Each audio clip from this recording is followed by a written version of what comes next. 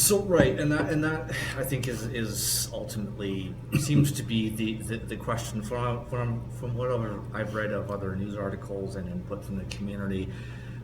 It seems as though like is Lethbridge in a position to be a profitable destination as a whole? That to me seems to be almost a larger question, because I mean, what are we doing to attract tourism as a whole in this city, right? Very good question. So obviously, City of Lethbridge has invested a lot of money in promoting Lethbridge as a destination, but also you are seeing investments in infrastructure. So the Agri-Food Hub, which is designed to host conferences and conventions and so forth, great idea. Just a couple of problems. Number one, where are you going to put the conventioneers? We don't have enough hotel rooms. And second of all, once we get the hotel rooms, how are you going to get them here? Right. Bring them from Calgary on a bus?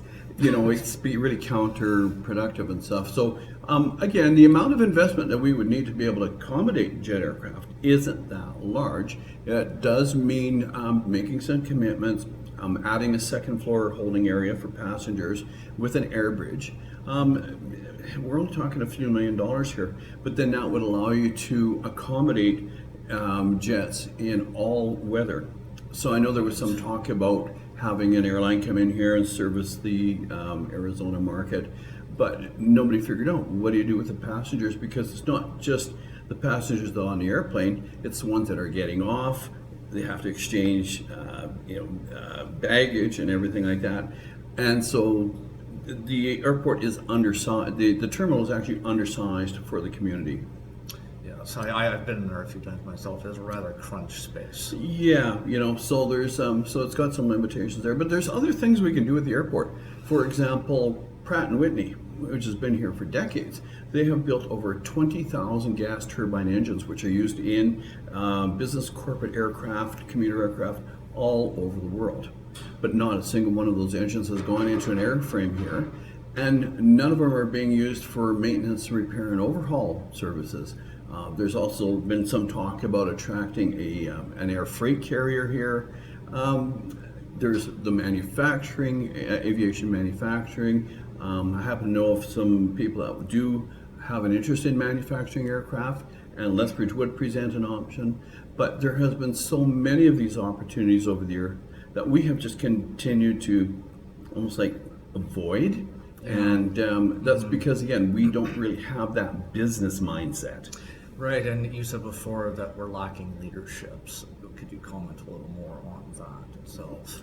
I'm sorry, what was that? You said before that the city was lacking leadership on the issue. Well, it's not an area of specialty, right? So you really need to have the competence, the experience, community support, certainly a very important part of it, but it also means having the vision, right? And being able to get people to buy into it. So that's where the leadership component is. And it's not just the airport. That sense of approach is what's really missing in so many of the problems that we have.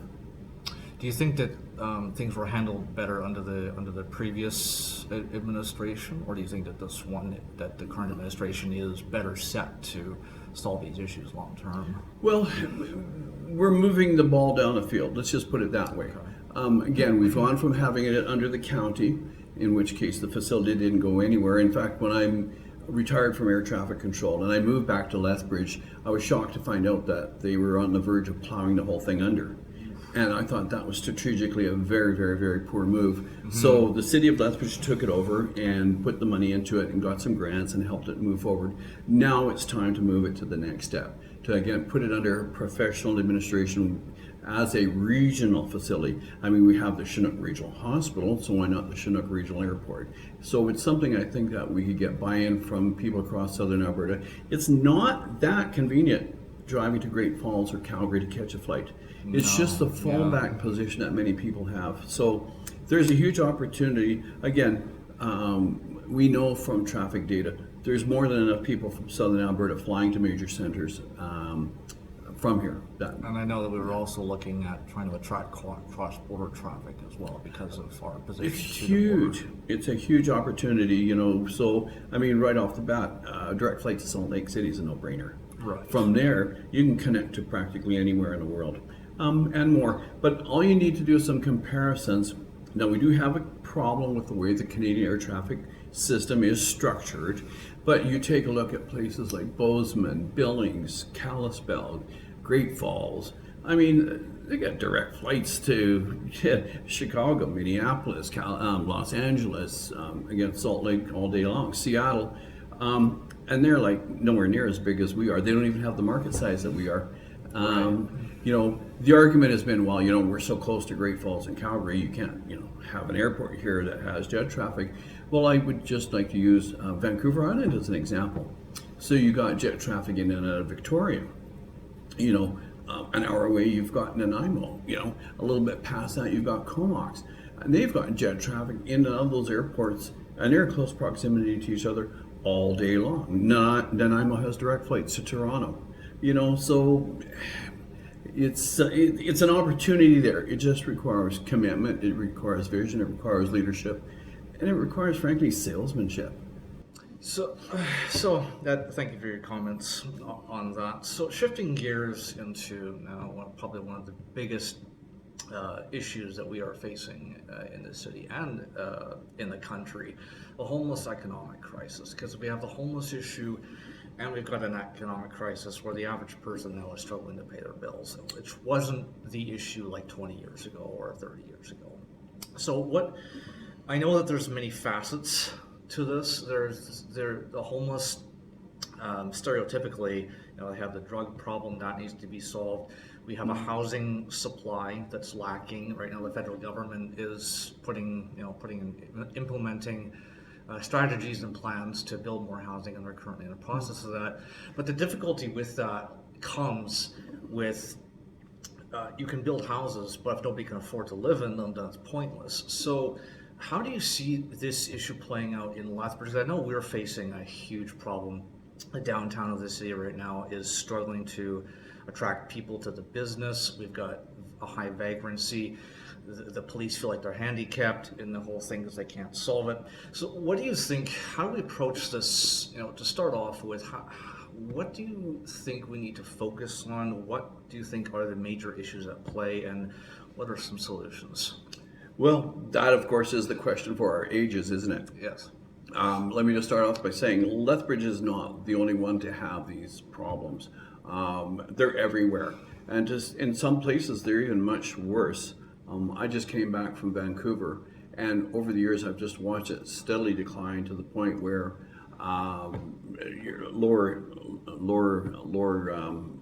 lower side of Vancouver, Lower East Side, is a disaster. Skid I Row, mean, you've got, well, I don't even know if it's Skid Row. I mean, at one time it used to be really a high-end district, and that was, you know, East Hastings. But now you've got block after block after block of buildings that are boarded up. You've got encampments on the street. You've got, obviously, the open drug use, but you've got hundreds of people lying on a sidewalk, and it's impossible to tell if they're asleep or dead. Like, it's just an absolute economic disaster. Here's the ironic thing about it. Vancouver is some of the most expensive real estate in the world. And they can literally take and put every single one of those people into an apartment and give them food and clothing and everything that they need, and still have money left over from the increase in economic value from all that property. So again, by not dealing with the problem effectively, they have wiped billions of dollars of equity off the assets of that structure. Now, could that happen in Lethbridge? To a greater or lesser degree, I suppose. But you know, the thing is there's no silver bullet here. Right. We're looking at the interplay of a number of factors. Certainly, social change is an issue. We have demographic issues. We have cultural issues. Certainly, addiction is an issue. But I also believe you did say something that's really critical. It's fundamentally an economic issue. Right. So the way to approach those challenges, of course, is to encourage investment. But from the broader point of view, we can certainly do lots to bring down the cost of housing. For example, opening up more land for economic development. I know we have large parcels of land in Lethbridge that are effectively barriered from development for no fundamentally good reason. We have the city of Lethbridge itself, which is a very active player in the land development business, which kind of puts it into a conflict of interest. because on the one hand, they're the legislature and the regulator, but then they're also an operator. So that makes it difficult when you're a private property owner and you want to be a developer. You're basically in competition with the city. So philosophically, the city of Lethbridge, or actually any government for that matter, probably shouldn't be an operator of anything that can be performed effectively by the private sector. I mean, there's some things like fire and police and so forth, which you probably want to leave in the hands of government, military and so forth. But when it comes to actual operational things like construction, development and stuff like that, the private sector can probably do it better. As a matter of fact, I would challenge anyone to point out to a single thing government can do more economically than the private sector.